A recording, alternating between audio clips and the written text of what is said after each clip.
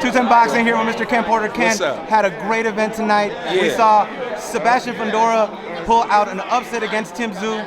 Do you feel him? I don't feel it was an upset, but go ahead. Go ahead. Go ahead. No. Elaborate on that, sir. You had a question. My question was this: do you feel that the concoction of a 2-week notice and a completely different style that Tszyu was fighting for, the elbow going into the second round that cut him open, all of that led to what we saw tonight? It definitely determined the outcome, but when you switch an opponent from a guy that's 5'7", 5'8", to a guy that's 6'5", within a month of a fight, there's no way you can get ready for the 6'5" guy. There's no way possible. You would have had to be that guy training with people of that size, and it'd been hard to find some sparring partners of that size, but you'd have had to been working with those guys for months prior to this to be comfortable in that situation. And a guy like Tim is not going to be able to change his style in one night. That definitely wasn't going to happen. So he was going up against a lot. I knew that was going to be a big issue for him. It was going to be a big problem. And if you haven't been in those situations, it's not like you can just snap your fingers and say, I'm ready for 6'5". You can't. Now elaborate on what you were saying earlier. You said you don't think this was an upset. No. Why not?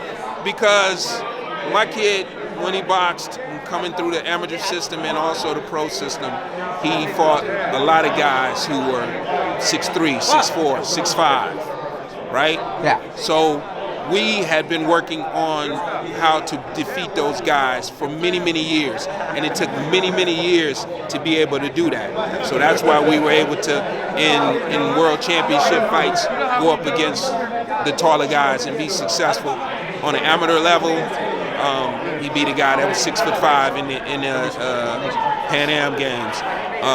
He beat Alexander Usyk, who's left-handed, yes, and 6'3.5". So that was something that we had practiced for many years, and I knew that it was going to be a big hurdle for Tim to overcome in one night. It's insurmountable. It's really hard.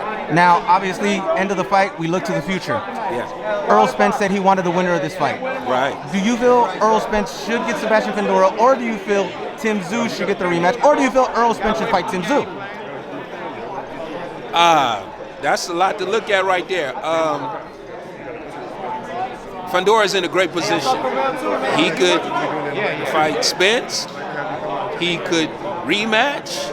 He could go for the Crawford fight. He's in a great position, right?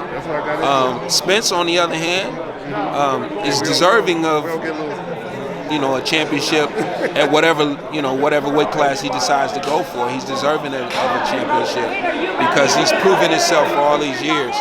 And then, on the Tszyu side, I think Tszyu is going to have to take a step back and really look at the health situation first, because that cut is not one that's going to allow him back in the ring for 6 months or more.